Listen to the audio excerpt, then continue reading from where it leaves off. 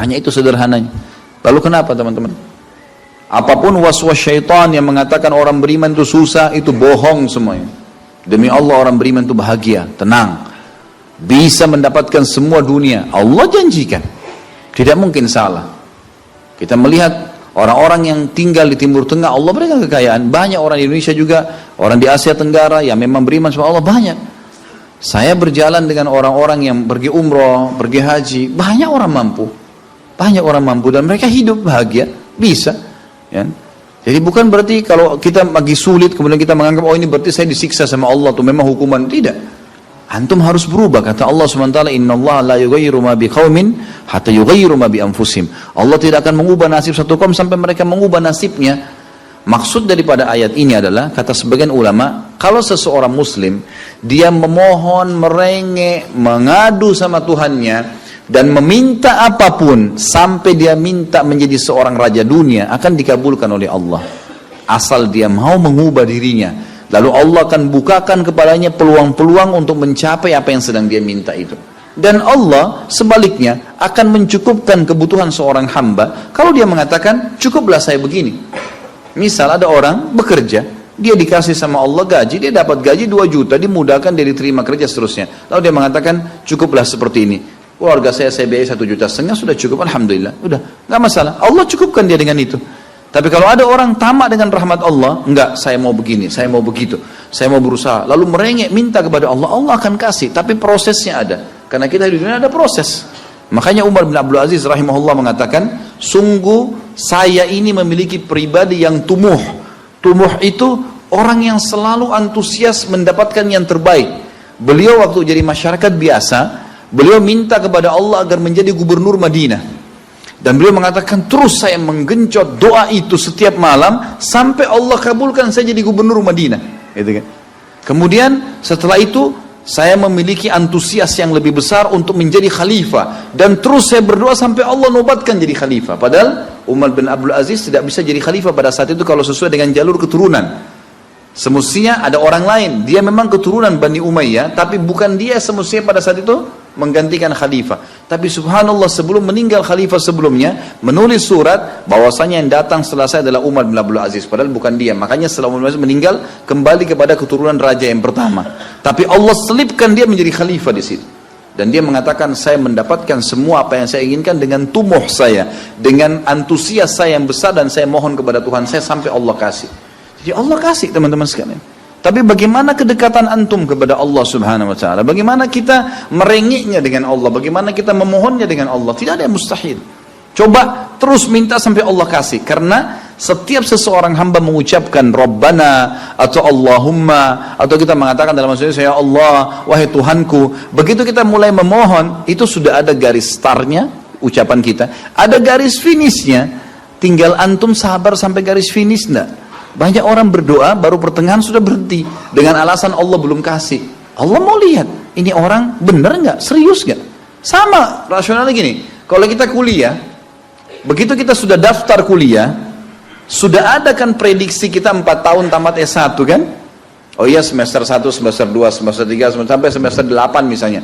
Ini yang saya tahu pada saat kami S1 di Madinah begitu ya. 1 tahun 2 semester, 1, 2. Tahun kedua 2, 3 dan 4 sampai semester 8 selesai S1. Baik, kita begitu daftar pertama sudah tahu saya akan kuliah 4 tahun nih. Kalau saya lulus selama 4 tahun saya akan lulus menjadi S1. Kita sudah tahu kan. Kalau ada orang baru tingkat 2 sudah berhenti kuliah, dia sendiri berhenti. Itu sama rasionalnya orang kalau berdoa tuh. Kalau merengek sama Allah, sabar sampai titik klimaksnya. Kita akan dapat ijazahnya, kita akan dapat apa yang kita inginkan, gitu kan? Tapi kalau orang terburu-buru, tergesa-gesa, dia tidak dapat. Jadi selalu tamak terhadap rahmat Allah. Dan itu bagian daripada ibadah.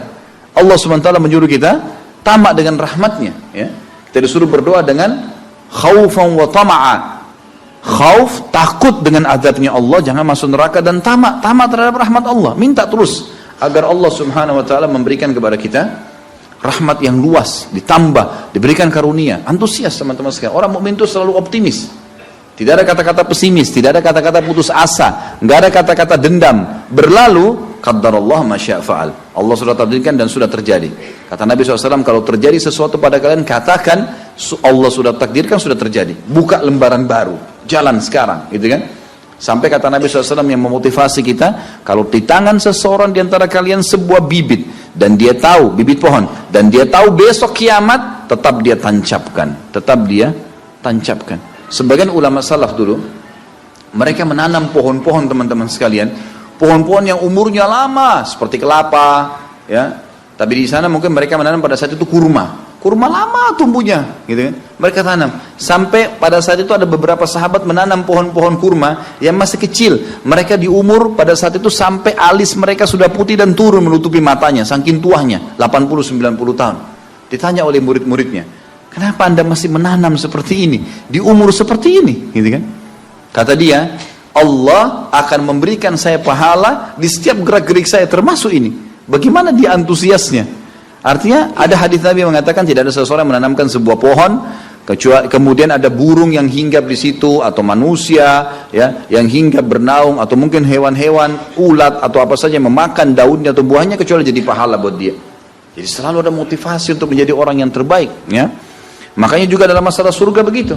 Kata Nabi SAW, kalau kalian minta surga Firdaus, surga yang tertinggi. Jangan bilang amal saya nggak cukup, enggak. Tamak dengan rahmat Allah, minta yang terbaik teman-teman sekalian. Kita tidak akan berubah kecuali Allah tidak akan berubah kecuali kita berubah dulu. Kita yang mengubah menjadi lebih baik. Ya, ini poin yang harus digarisbawahi. Ini sebuah kaidah hidup, ya. Sehingga kita harus selalu optimis, dan begitulah keadaan orang-orang beriman. Allah. Bolehkah berdoa tidak sambil mengangkat tangan seperti sedang berjalan, sedang mengendarai? Boleh. Nabi SAW seringkali berdoa mengangkat tangan atau tidak mengangkat tangan, terjadi kan gitu. Misal antum tiba-tiba melihat ada mobil tabrakan, antum bilang, ya Allah mudah-mudahan tidak terjadi pada saya, tidak perlu angkat tangan, kan gitu. Memang keadaannya begitu. Kalau memang antum mau angkat tangan pun tidak ada masalah, dua-duanya ada perintah dari Nabi SAW. Apakah mengusap muka setelah sholat dan berdoa pernah Rasulullah SAW kerjakan? Apa termasuk bidah? Belum pernah ada riwayat yang menjelaskan masalah itu. Mengusap wajah dengan telapak tangan, itu belum pernah ada contoh dari Nabi SAW. Nah, karena ini yang perlu kita jelaskan, masuk dalam bid'ah kalau mengusap wajah, karena dia rangkaian daripada ibadah yang ditambah. Doa Nabi SAW tidak pernah mengusap wajah, kita mengusap wajahnya, maka bisa ulama mengatakan masuk, karena kita menambah ibadah yang Nabi SAW sudah lakukan. Apakah tersentuh rambut istri dapat membatalkan wudhu? Enggak, kecuali antum syahwat, lain kan gitu. Ini sudah pernah saya jelaskan kan. Jumhur ulama mengatakan bersentuhan dengan kulit yang bukan mahram, ya, kalau tidak diikuti dengan syahwat, gitu kan, dan tidak sengaja. Kalau yang bukan mahram, ya, istri di sini sengaja pun tidak apa-apa, asal tidak syahwat. Kalau yang bukan mahram, jumhur ulama mengatakan kalau tidak sengaja dan tidak syahwat tidak batal, nggak batal. Tapi kalau sengaja memegang, gitu, maka itu masuk dalam, ya, berhati-hati maka batal. Kalau syahwat jelas batal. Dengan istri menyentuh sengaja atau tidak sengaja nggak batal kecuali dengan syahwat. Makanya Imam Ahmad rahimahullah menekankan hadis Bukhari, ya, yang berbunyi, Aisyah berkata Rasulullah SAW pernah menciumku, lalu kemudian keluar mengimami sholat tanpa wudhu lagi. Ya, kata sebagian ulama hadis, ini kebiasaan Nabi SAW mencium kasih sayang, mencium keningnya istri, atau istri salaman dengan suaminya kemudian pergi sholat, maka tidak batal karena tidak ada syahwat. Kecuali syahwat, antum lebih tahu, gitu kan. Kalau Imam Syafi'i lebih hati-hati. Imam Syafi'i mengatakan pokoknya tersentuh batal, syahwat atau tidak syahwat, gitu kan. Jadi kurang lebih begitu gambar. Apa hukumnya jika ada perusahaan yang memberlakukan potongan gaji terhadap karyawan yang telat dengan alasan gaji yang dipotong tersebut akan diinfakkan? Hak perusahaan itu. Sebagaimana antum juga sebagai pegawai, ya, tidak berhak untuk mengambil gaji yang antum terlambat. Ini sering saya tekankan, ya. Hati-hati ikhwas sekalian. Kalau antum akadnya sama perusahaan masuk jam 7.30, gitu kan? Keluar jam 5 sore, antum datang pagi hari jam 7:31 menit. 1 menitnya itu harus antum minta ridhonya. Kalau enggak halal tuh. Jangan diambil. Karena akadnya kan begitu. Lo terus macet Ustaz, ya datang sebelumnya. Kan gitu. Kalau kita biasa keluar jam 6 macet, ya sekarang 5:30. Memang sudah itu konsekuensinya. Kalau enggak kan jadi haram.